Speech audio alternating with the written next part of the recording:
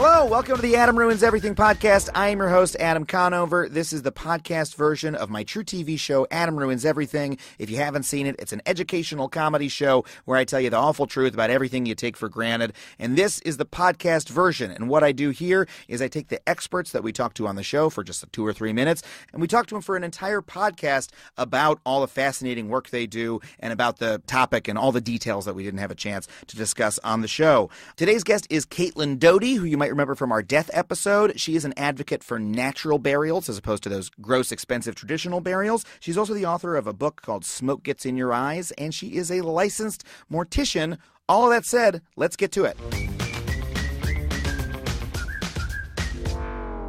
Well, I'm here with Caitlin Doughty, who is, actually, how would you describe yourself? You do so many things. Well, I'm a mortician, I'm a death acceptance advocate, I run a group called the Order of the Good Death, and I have a nonprofit funeral home called Undertaking LA. Oh, it's a nonprofit. I didn't realize It that. is. It's the only nonprofit funeral home in LA that is not a synagogue or not connected to a synagogue. What made you want to start a nonprofit funeral home? Mostly a couple of reasons. Mostly because I wanted so the traditional funeral industry is obviously a for-profit model. And as we talk about on the show, there's so much. It's really about extracting money from the bereaved. It definitely can be. And, honestly, we can get more into how the industry works specifically in that way. But it's about not necessarily trying to extract money, but trying to stay in business. Mm-hmm. And there's a certain model that got set up 50 years ago of embalming a dead body, putting it in a fancy casket, having a wake, that the funeral industry's entire industry is predicated on. It's a business model. It's a business model. And if people start to choose different things, the industry scrambles. And they try and, create legislation, and they try and keep things in place saying, oh, no, you have to do this, or you have to have certain licenses, or you have to have certain regulations, or you have to have certain things to do or practice any funeral directing, because otherwise our business is going to fall apart. And so the reason that I wanted to have a nonprofit funeral home is to kind of take money out of people's minds as the primary agent in the equation, I guess. And what we've been doing a lot of is people will call and say, well, I'm not sure I want to use your funeral home exactly. And we'll say, that's fine. Let's just talk it out. Let's talk about what you want. Let's talk about what you're looking for. If we can't provide it for you, I can recommend other places. We can build up a plan. We're a nonprofit, so we are here to help you just as much as we're here to try and get your business. Wow. It's almost like a credit union versus a bank or something like that. Exactly. Yeah. And also, at a certain point, we'd like to have volunteers that work with us who go out into the community, teach people to take care of their own dead, teach people the laws and the power that they have around death. And obviously, you can't do that if you're just a normal corporation. So you provide funeral services. You do cremations and things like that. We do. We don't do all the normal stuff. We don't offer embalming. We don't offer what would be considered traditional or conventional burial. What we do offer is primarily family-involved death care. So if you want to take care of your mom or your dad yourself and want us to just tell you how to do it, or even be there if you want to. So what do you mean if I went to you and you said, well, do you want to take care of your mom or dad yourself? And I said, wait, what do you mean by that? What do you mean by that? So generally, the people who come to my funeral home have read my book or sort of know who I am. So it's a somewhat self-selecting group. It's not just they call and say my mom just died, I need a cremation, and I'm you want to hang out with her? Yeah. It's not like that immediate or confronting. Generally, you sort of know what you're getting into when you call Undertaking LA. But what the most interesting thing we've found in the 7 months now or whatever that we've been open is that we thought that we were going to be doing a lot of what are called home funerals, which is where we go into someone dies, maybe under hospice care, and we go into their home and we help the family prepare the dead body and lay it out and present it for a wake in the home. That sounds like a very nice service. It sounds like a very nice service. We haven't done any of those yet because what we found is that if you give people the information ahead of time, they will just do it themselves. They don't even need you. And that's That's like the most beautiful, wonderful thing to us, because that's exactly what we're trying to kind of prove with this funeral home, is that you have all of this power and this knowledge kind of in you, and it's not that hard. Yeah. And once it's if I put you in a room, like in this little room we're in right now, with a random dead body, and I was like, prepare it, wash it, and dress it, you'd be like, no, thank you, and thanks, but no thanks. But if it was your mother or your father or your partner or whoever it is, it would be different. It would be different. Something about it in the air would be different. Something about your connection to the body would be different. Yes. It's just a different experience. Yes. And people, when they have someone who love die, it really is different. It really is different, and they get over any of these weird taboo fears they have about the dead body. The first time you say it, helping someone care for the body, it sounds like, what are you talking about, care for it? But then, when you think about it, it's like that would be something that I would like to do, yeah. Right, and something humans have been doing for tens of thousands of years, is being involved in death care. This new model of the last 100 years, which is someone appears in the middle of the night, sucks the body into a white van and disappears down the freeway, and you maybe never see it again. That's completely new in human history, and I don't have any solid scientific argument of like, we haven't evolved to deal with death that way. I just don't have it. I wish I did. Yeah. But from personal experience, there's something really great that happens to your grieving process and to your relationship with death when you confront the reality of a dead body. So how does it, you seem like, you're exactly the type of person that we love to have on the show and that I love to talk to, which is that there's a sort of calcified, old-fashioned structure of doing things, that is like this set of practices that no one questions, and you're the person questioning it and saying, well, this is, hey, there's a better way, like we should do it this way. But as far as I can tell, you seem to be the only one. It seems, I'm sure there are others, but, you're doing this very prominently. And I guess I really want to know, how did you come to have this different way of looking at death? Where did you come to these ideas? That's a really interesting question, and I think that's a good way to present it, too.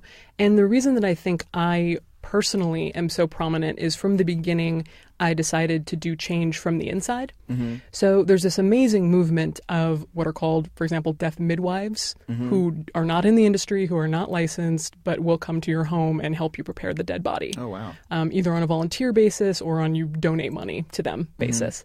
There's the green funeral movement, where people will bury the body naturally in the ground in a shroud. And these things had been going on, but they're set up in a way to be antithesis to the funeral industry, to be enemies in a way. And then you have, the old traditional guard of funeral directors and funeral homes. And my idea was, what if I can get in, go to mortuary school, work in the traditional funeral industry, get the licenses I need, and then with that sort of backup behind me, be able to say, and I still think that we're doing it wrong. And here are my experiences to show you why. And so it was very easy, I think, before me, to dismiss the people who were saying to the funeral industry, maybe this is not the best way to do it. Because you could say, you're not even a funeral director. Yeah. You don't have a license. You've never worked in a funeral home. You're just some hippie. Yeah, you're some hippie. Exactly. And that was very much how they were characterized. They were like the hippy-dippy-doo spirit crystal ladies who didn't know what they were talking about, didn't have licenses, didn't know anything about public health, didn't know anything about how to take care of the body so the family could properly grieve. And these were all these things that only licensed people in the funeral industry could provide. They didn't have an air of false expertise that we've carefully constructed. Exactly. If you don't have an air of false expertise, it all crumbles beneath you. Exactly. And so here was me. And at the beginning, and still to this day, honestly, it's pretty funny. There are a lot of Caitlin Doughty truthers who kind of are like, you didn't really go to mortuary school, kind of like, let's see the birth certificate about my mortuary school. It's like, mortuary school is like 2-year trade school. Like, what a BS thing to lie about. Like, come on. But let's just say, for those who don't know, like, you're very, you write about this subject prominently. You do media about it, right? Including this podcast, including our show, right? And I think you told me when we were chatting on set that you had just come from a trade show where I believe they show the newest advances in death technology, which maybe you can summarize some of it for me. But that a lot of the people there, when you would go out to them in the death industry, would be sort of like, "Oh, it's you. I know. I know what you do." Like you've got a little bit of like infamy with those folks. Totally. Yeah, I definitely have infamy with those folks, which is weird because I'm not one of those people who like really gets off on that. I like everybody to like me. Yes. But the fact is, people need to know this stuff about the funeral industry, and somebody's got to do it. So I went to it's the National Funeral Directors Association trade show. And this is like Toy Fair or like any sort, or CES, or it's like totally. I mean, there are like workshops and there are get-togethers, and there's like the international reception, and then there's of course the pièce de résistance is the big giant trade show, and that's like the floor you the walk floor around, unit. Yeah, you get the keychains and the chocolates and the whatnot. Oh my god, it's like, I mean, I've been to anime conventions, like that reminds me of like where you buy the poster of Sailor Moon or whatever, but in this case you're buying what? You're buying the best part is when you walked right in the front door, there was one of those money cubes that was spitting money out for people to grab it. And when I walked in, there was an old man in a wheelchair right next to it, and it was just this like beautiful tableau of the funeral industry. But yeah, stuff like that. God, the irony. Yeah. I'm like, guys, that's not the most self-aware thing to have right by the front door, but okay. Not my conference. And then they have customized caskets that have race cars on them, and they have places where you can turn your ashes into glass sculptures. Or there was a woman individually bedazzling rhinestones on an urn, like hunched over it. Oh God! Putting rhinestones on an urn. So this is honestly very, very crafty. Nice. Yeah. But I would say that the real innovative stuff is kind of going on outside the trade show. Like the real innovation is not happening on the floor of the trade show. Innovation such as they see it is happening on the floor of the trade show. But honestly, while I was there, I was trying to kind of go incognito. I wasn't speaking. I wasn't doing any of that. I was just there as a fan. But young people came up to me and were really excited to see me and talk. Mortuary school students, young funeral directors of all shapes and sizes, really, really into it. Older people, some of them came up and were very nice and said, "I really think what you're doing is good. We need a kick in the butt. I think you're great." Some people just kind of gave me the look up and down, a lot of that, a lot of like, And then one guy was like, "I used to really hate you, but then I decided you're not so bad." I was like, thank you. I was really ready for a confrontation. No, I was really hoping and praying that someone would just come flip out at me, but they didn't. They're funeral directors, so they have to kind of keep their cool. You're questioning a business model that they've built their livelihoods on. They have, and it's not. Honestly, I don't think it's their livelihood. I think that the tendency is to say it must be that you're threatening their money, and that's why they hate you. I don't think it is. I think it's that being a funeral director is a really hard job and a really thankless job. And people think you're the old weird corpse guy, and you've been an embalmer for 25, 30 years, and you've worked late nights, and you haven't had much of a social life, and it's all built on this model. Yeah. And you really build your self-esteem on being this kind of special steward for the public and helping people through grief and doing the absolute best thing you can for these families. And then when you have this young chippy like me come in and say, "Actually, you don't need any of that. Like, you can do it all yourself. Isn't it amazing? You can save lots of money. You can be empowered." Yes. And their reaction is, of course, going to be, "Little lady, pipe down." Yes. Because it's such a threat to what their business and their self-esteem. Yeah. So that's interesting. So it's not even the money, their livelihood. It's like the identity, the self-identity. Yeah. Completely.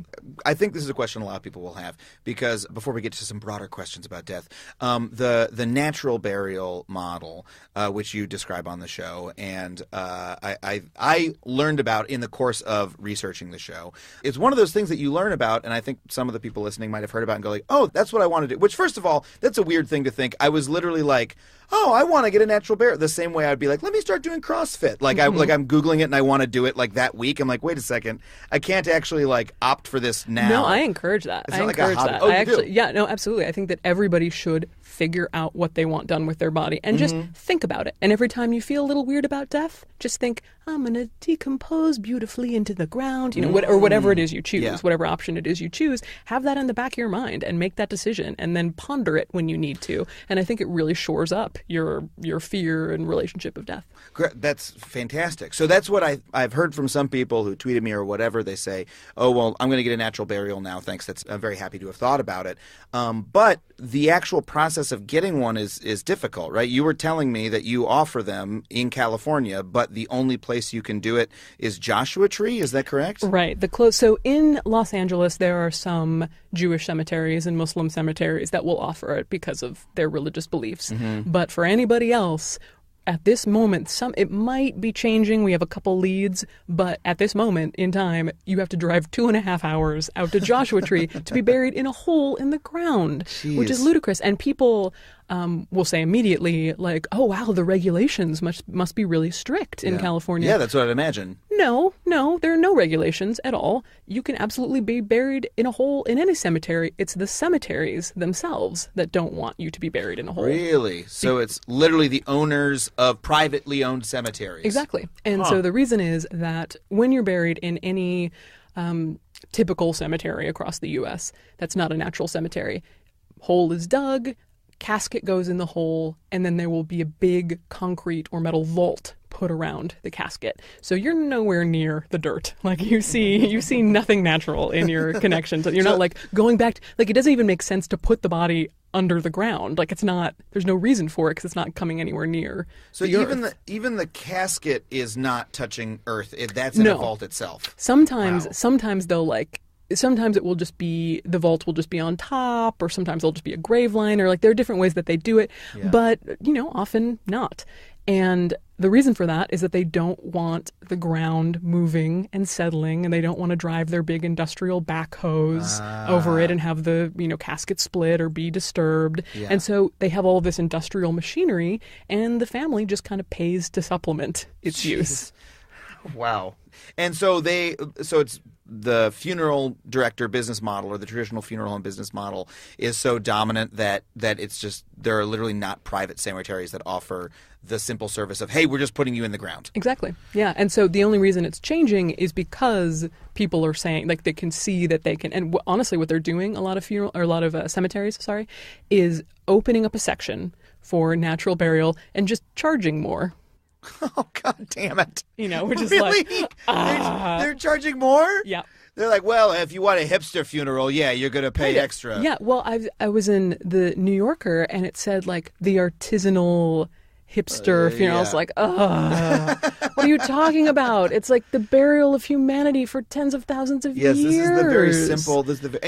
I'm not making like artisanal mustard or like, like I'm not doing something that's like, I'm going to be cool. Like working with corpses is not cool. Yeah, you're not selling $20 chocolate bars. No. You're just putting people in the ground. Putting people in the earth. Very cheaply, right?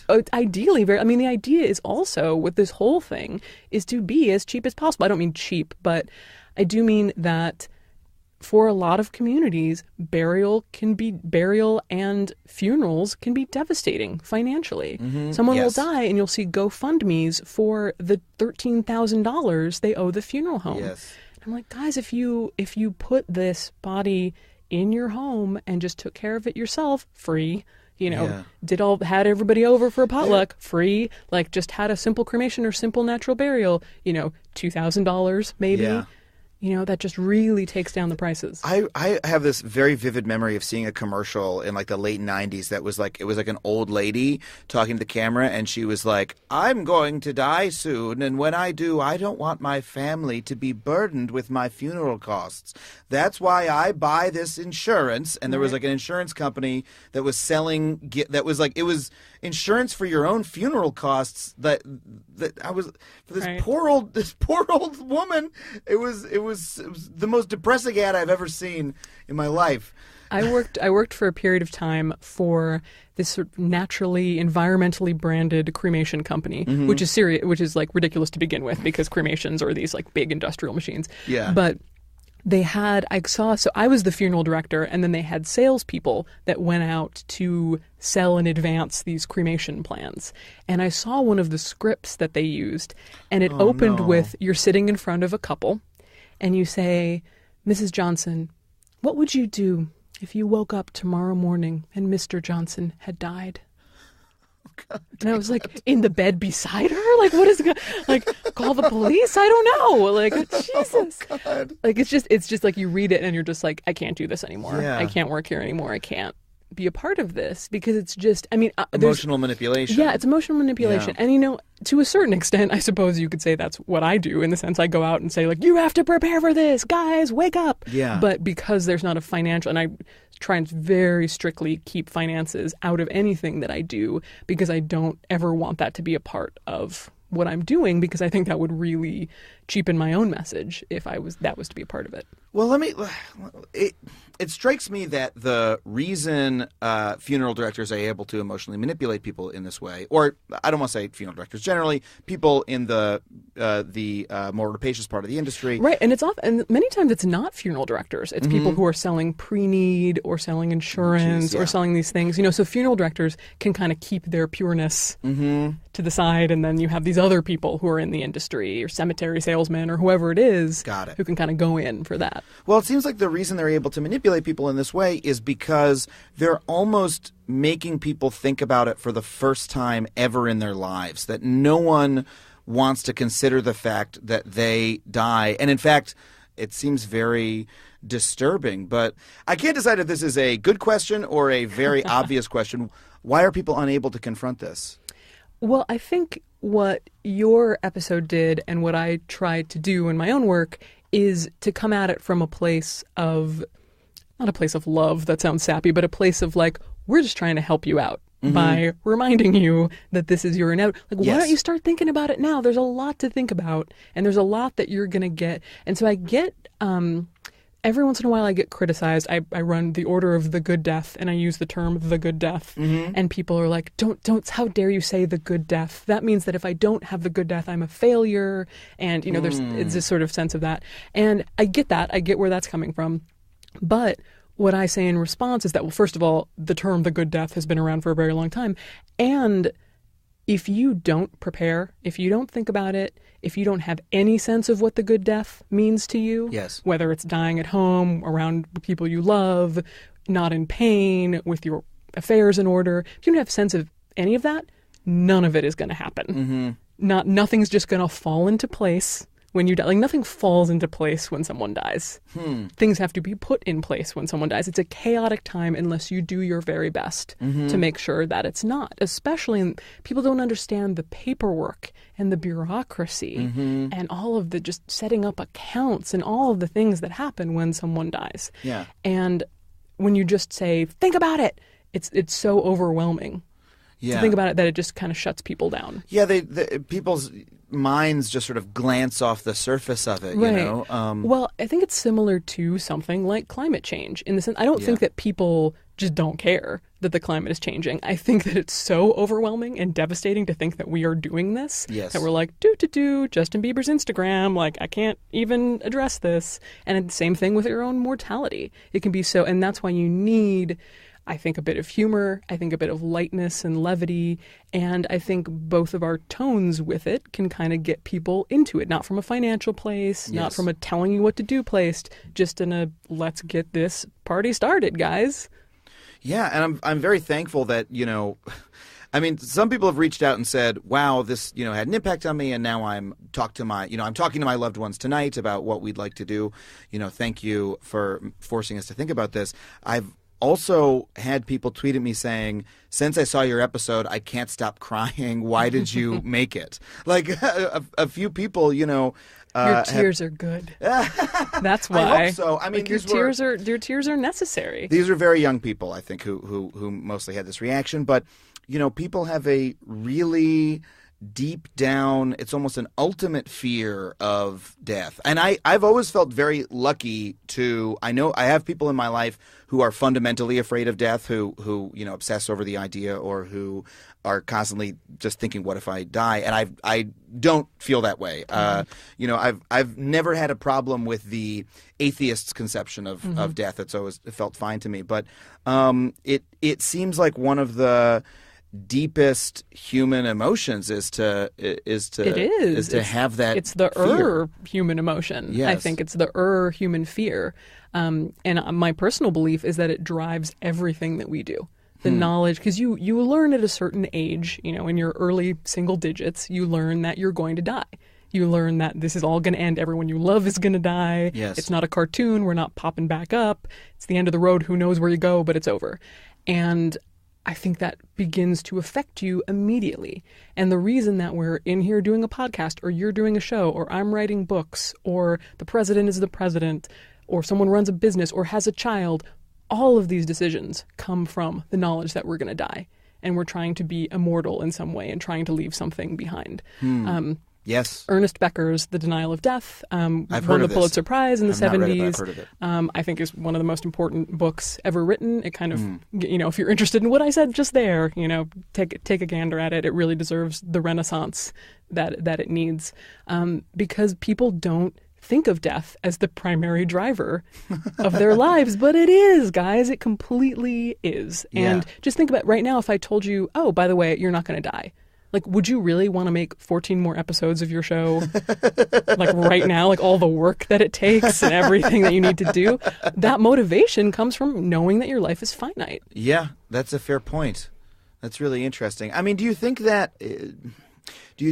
because I find that, and it's not true of all religious thinking or all spiritual thinking, but some of it seems to me, when I hear it, to be very death denial focused. That it's about that there's just some people want to hear from some teachers, you will not die. Death is not going to happen, and that is almost a fundamental comfort that they need.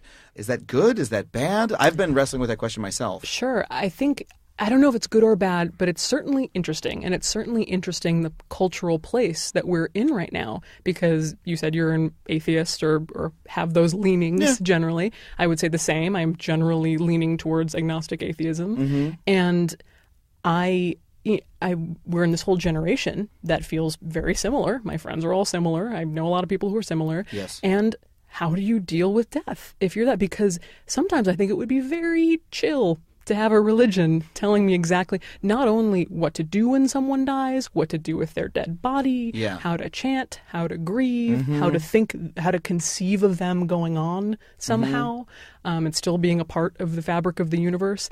What if you were given all of that as opposed to just the existential blackness? But for most of us in our position, we can't just choose to believe something. We can't just pick a religion and like ride off into the sunset with it. We believe what we believe, or lack of belief.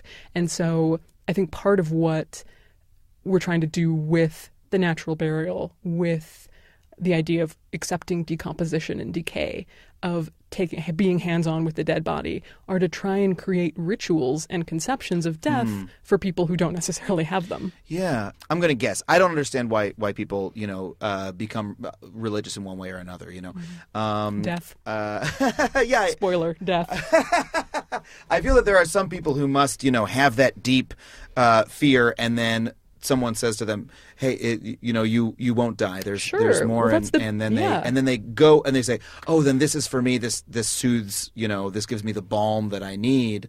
But maybe there's a way that can be done with the work that you do, that by providing people a different way to think about death that's soothing without denying its existence. That's what we're trying to do, exactly. And you can get it. Like religion and culture all offer these structures to people who are, we're all kind of born like these little naked mole rats who we can't figure out why we're here and what death means, and we have just so much to figure out, and they're giving you answers, and that's like, woo, great, thanks.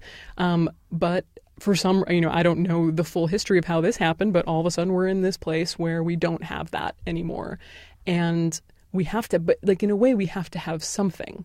And it can't just be denial. It can't just be like, la, la, la, la, la, not going to happen to me because it is. Yes. And so, like, what if we made the opposite of that acceptance? Like, what if we embraced acceptance? And I don't mean like a cult-like acceptance of death, but just a general, very rational, very engaged way of looking at death. Something that I was, reading the New Yorker profile, and there was something that you said in it, if I can paraphrase, that when a person dies, like, all of their stress and pain is gone, and that's something that you can communicate to the bereaved person as well. Or so, something about that stuck with me as being very comforting, that even in a secular or atheistic view of death, there's a positive way to not spin it, but no, there's always a way. Yeah, there's always a more positive way to view it, and because death is comedy and tragedy.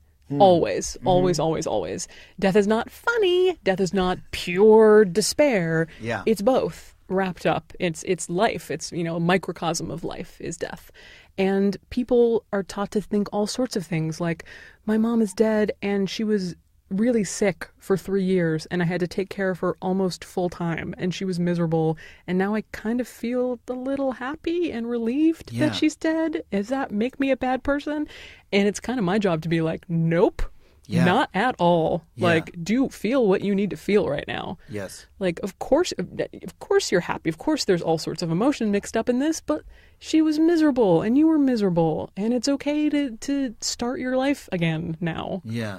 And people, I think we just have all of these really bad cultural influences on what death should be and how we should feel. And, you're saying people tweeting you saying they're in tears. Like, that's why I said good tears. Like, what are those emotions? Where is that coming from? What is opening up for them? Like, feel it. Go on the ride, man. Take the death ride. Let's do it. Yeah, I mean, it's the most extreme version of almost the mission statement of the show, which is that it's, to confront things that are confront ideas that are momentarily uncomfortable, but ultimately bring one to a broader truth, which hopefully leads to a better life and a better view of the world. It's just the most extreme version of like, look at this. You must. Yeah, you must look at this. this. I love the way you did the show because there's so many ways that you could have done it not that great, honestly, and you didn't. You really did your research, and you did your research. Maybe I say this because you did it in the manner that I also believe and also subscribe to, but I would also like to think that it is reality. But yeah, I thought it was great, and I have no hesitation in recommending it to people and showing it to people. And thank really, you for saying so. It's great. Hey, got to take a quick break. The Adam Ruins Everything podcast. We'll be right back.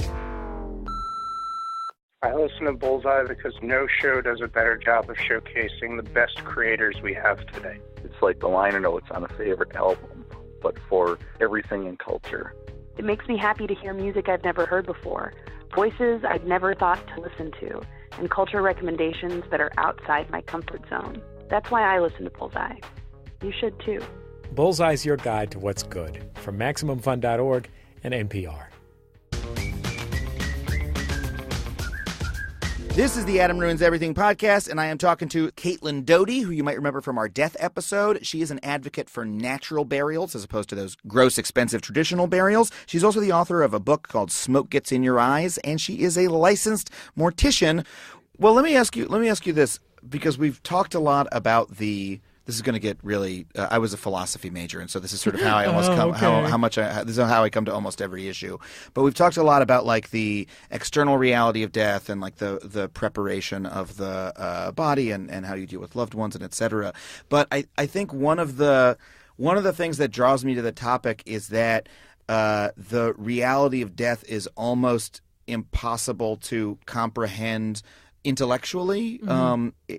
It almost breaks, mathematics and philosophy in terms of how impossible it seems. Like it almost seems like the opposite of a tautology, right? Mm-hmm.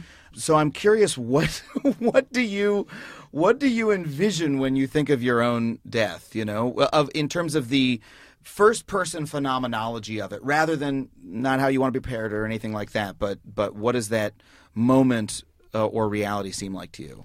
Yeah, that's definitely the most philosophy major way I've ever been asked that question. I appreciate that. Guilty. So, yeah, I actually just had occasion to use this Mark Twain quote, which is essentially, I don't fear death. I have been dead for billions and billions of years prior to my birth and have suffered nothing from it. Oh, that's Or wonderful. Something to that effect. Oh, wow. Which is true. Like, you not being happens before you are born, and Yes. not being happens after you die. Yes. Unless you have a religious belief. So what I think is that I will come toward my death and I will walk toward the white light, not because there's an objective white light, but because things in my brain will, yeah. stop, the synapses will stop firing That's and the why oxygen people- will leave, and that's where the white light comes from. Yes. And I also think that's where near-death experiences come from things happening in your brain in that way. And I do believe I exist in my brain, and that's where Caitlin is and Yes. lives. And that when I die, go towards the white light, and it will be like an old film reel, when it flaps off the end and it's just kind of the shaky nothingness, whiteness, and then goes to black. And I think that I will just no longer experience. I will have the senses will be gone. The narrative that runs constantly in my mind, that is Caitlin and that is my sense of self, will be Yes. gone. And it just will be non-being. It will be like I was before I was born. Or like sleep is interesting, but I think there's so much going on subconsciously with dreams and true. processing and your brain. But again, your brain's doing things in your brain. And recently I had a case is what funeral directors call the bodies that come into their funeral homes. Mm-hmm. And he'd been autopsied, and you have to sort of fix the head for the family to see them. And I was just holding the brain in my hand, which is a powerful experience that people who work in death get to have, and not the average person doesn't. Yeah. And, just to think this kind of weird, slimy, lumpy thing is where someone's entire sense of self is. Yeah. If you believe that, it's kind of interesting and powerful and dismissive, and it's all the things. It's all the things. And so the short answer to that question is I think nothing. It's such Nothingness, but I think what people think about nothingness, they think about themselves as they exist now, sitting in a black nothingness. Yes, that's the bizarre thing is Yeah. that you imagine. You can't imagine not being, so you have to think of yourself as being there, just with nothing going on, like a sensory deprivation chamber of pain Yeah. or something. Like, guys, that's not how it is. Yeah. Oh, of course not. It's just the. But that's how. Yeah, that's what people think. I guess the human mind is almost incapable of imagining nothingness whatsoever, because there's always it is really getting philosophy 101, because now I'm about to reference like Kant, like the like space and time as dimensions of human thought are like inescapable, but nothingness is to have no space and to have no time, which is bizarre. I think one thing that you said made me think is that the idea that your brain and your physical body that is what Caitlin is, or this is what Adam is, that I'm, fundamentally a collection of meat moving about through space, and that is all that I am, is like sort of the central tenet of atheism or secularism or whatever you call it. I don't attach a label to that belief, but I do have that belief. But we so rarely talk about what that belief entails. Like, what does it mean that one's entire self is a physical collection of meat? What does that mean for like the structure of society, for the way that we treat each other, et cetera? And that's almost a thing that's missing from the non-religious worldview, that a religious worldview says, well, if to be a person is to be, to be in this life, and then you'll move on to a different life, and that has a purpose and a meaning and everything. But we don't talk about the ethical or the person-based dimension of what that means. And it seems like you're beginning to offer an answer to that question to a certain extent. Yeah, no, I think beginning to offer is the right way to put it, because I feel it, and there's so much of that I I'm getting these glimpses of, and that are like on the tip of my brain or tip of my tongue, and it's so hard to articulate. And you got to give religion credit because they've really, found a way to package and sell exactly what they're saying and believe. And I have so much doubt and confusion that to like come out with truths, to drop the truths is really, really hard. And they're elusive and they pop away like fireflies. But there's so much, I think, specifically to the idea, and this is why I love natural burial so much, the idea of your body just going back into the earth, to giving your body back to the earth, and to saying, what I say normally is that, yes, I'm probably going to be naturally buried because that's as good as I can do, but really, if I had a choice, I would just be laid out to be eaten by animals.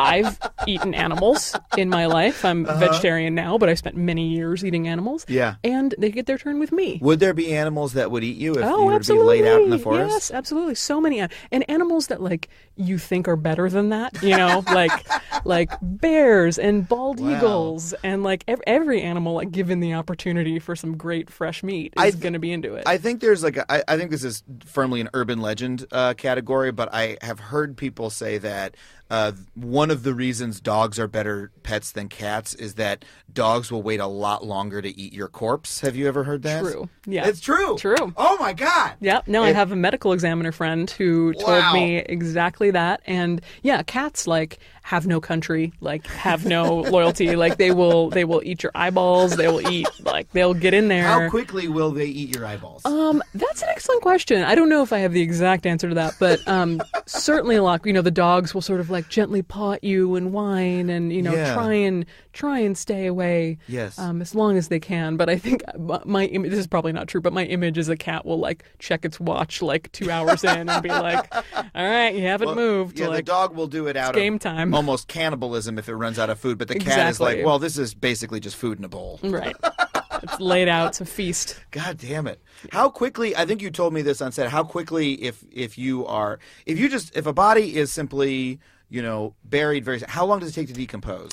This question is always, so people will come and say, like, hey, my dad died 10 years ago in New Jersey and he was embalmed and he was buried on a rainy day. What does his body look like now?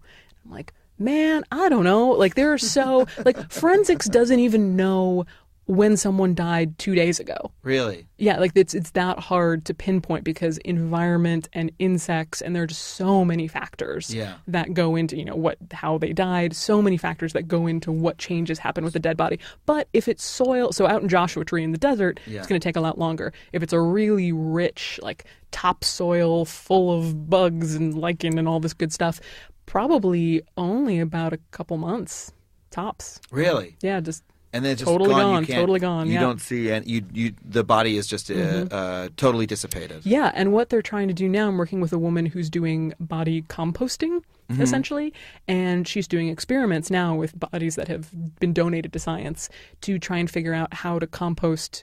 Really, within just a matter of weeks, bones gone, everything. Really, body completely into soil. It occurs to me that this research could be used for criminal purposes. It could, but like honestly, like a lot of movies are premised on the idea that you can find a body a lot, like that they last a long time in the woods. Right? That's true. But like, there's also like, if you really want to get rid of a body, like there's a lot of ways to do it. Like setting up a full composting system is like probably not going to be your first. Like you can pay like some sketchy crematory operator to do it in the middle of the night, or you can throw it into not that I have all of these ideas to share with you, but throw it over back. Like, I don't think that's specifically associated with criminal activity. Like, I don't think that would be the easiest way. I'm not going to tell you what the easiest way is because that's not my game. But okay, got it. I'll just. Pro tip, not the easiest way, setting up a composting system. All right. Well, but it seems like you could make a nice little economic niche for yourself in like Gangland America if you wanted to supply the mob with, I've got one of those rotating things and it's like I got worms, like I got maybe banana peels. Old Johnny banana peels, like. Yeah, just toss your food in there too. Just like anything left over from free spaghetti night, we'll toss in there and it'll compost. This is taking a whimsical turn.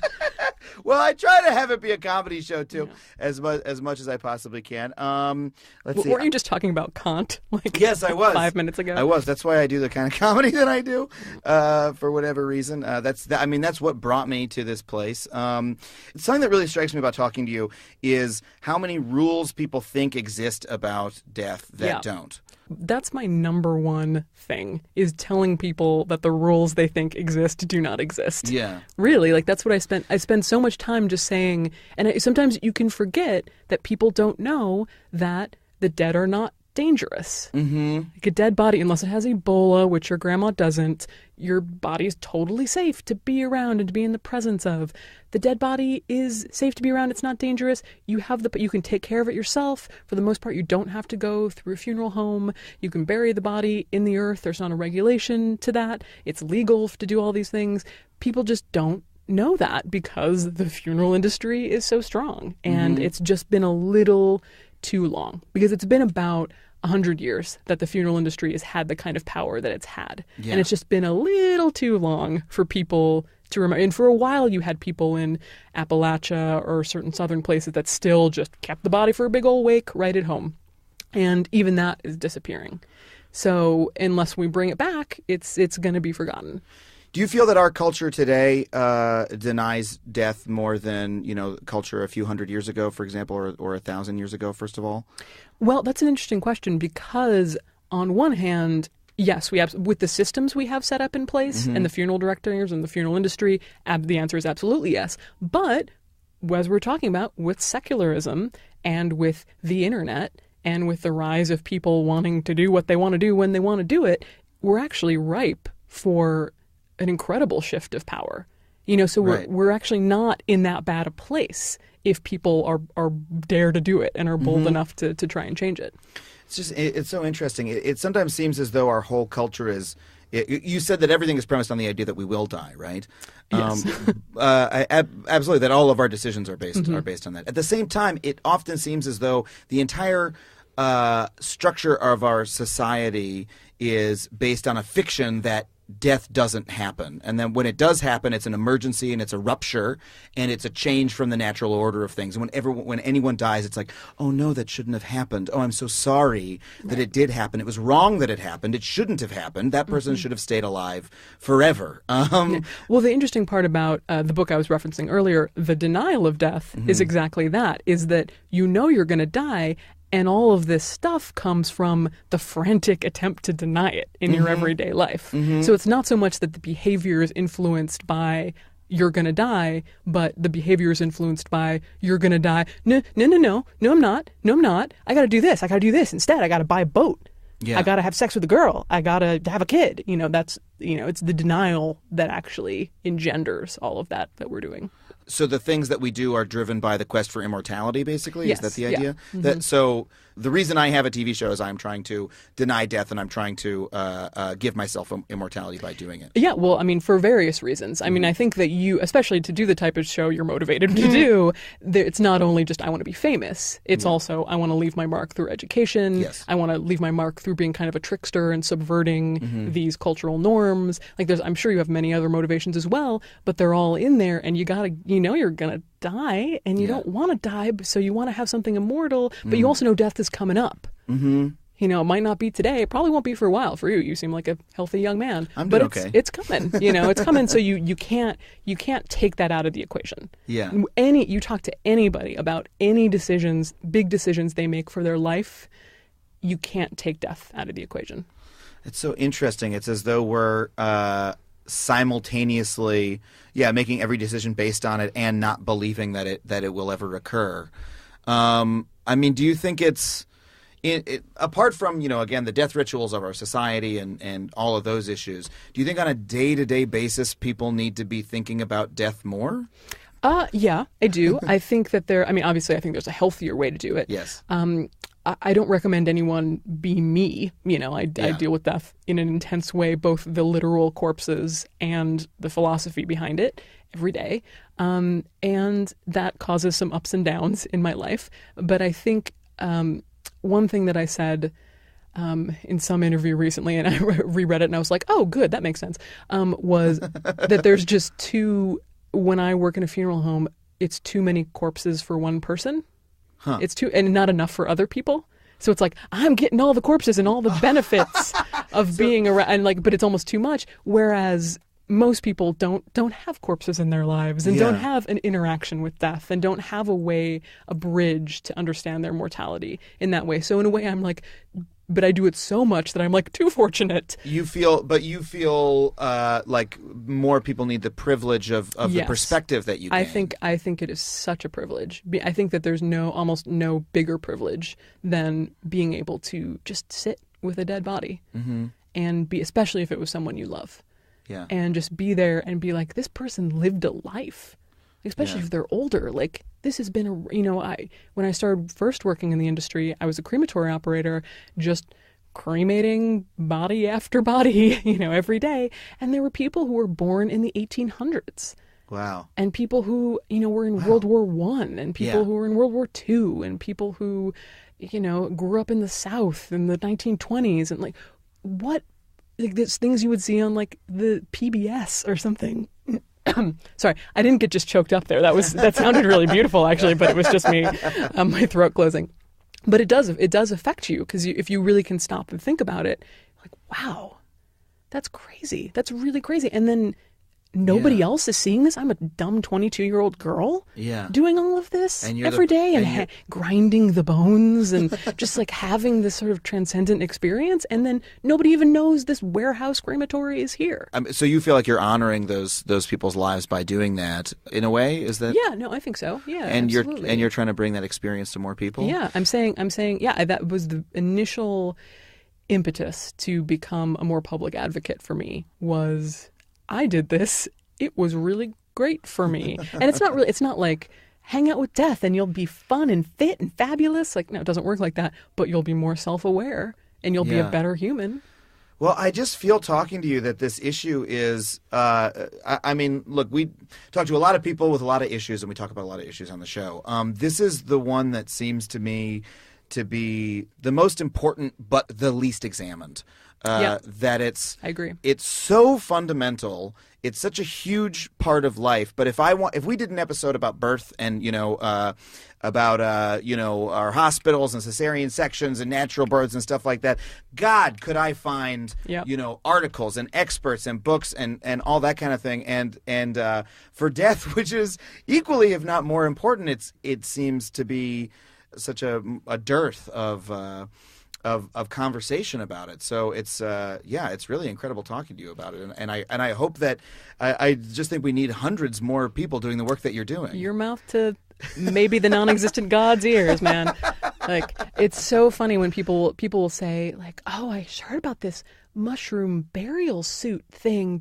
Have you heard of this?" I'm like, there are like 10 of us. Like, we're all intimate friends. Like, we all know each other. Like, there's not any like, oh yeah, that's my friend Ben. Yeah, he made the mushroom exactly. Burial. No, that is like, there's the alternative death community and people who are having this specific conversation. I would say it's robust, but it's small.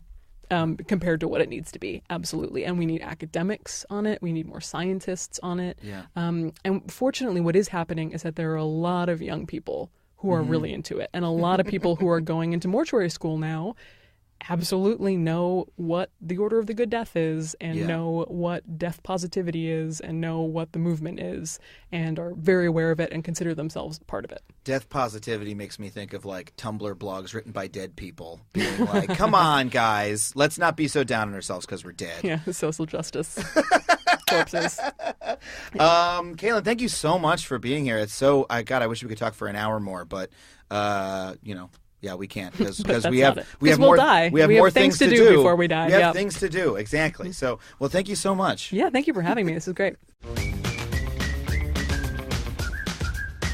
All right, that was Adam Ruins Everything, the podcast. We will be back in 2 weeks, so please tune in on June 22nd. Our producer is Shara Morris. If you like the show, please be sure to tell a friend and subscribe to us on iTunes, Stitcher, or your favorite podcast app. I use Overcast myself. I think that's a pretty good one, but you know what? There's a lot of podcast apps. You can use any damn one you want. And don't forget to leave us a rating or comment wherever you subscribe. And also, don't forget, Adam Ruins Everything, the TV show, is coming back August 23rd on True TV, Tuesday nights, 10 p.m. We got 14 brand new episodes for you, busting a lot of myths. I don't want to put it that way because there's a famous show that kind of uses that formulation, but that is broadly what we're doing. I just don't want to use those exact words for obvious reasons. You can also find clips and full episodes of the show at truetv.com/AdamRuinsEverything and the Watch True TV app. And until then, we'll see you in 2 weeks. Bye-bye. MaximumFun.org. Comedy and culture. Artist owned. Listener supported.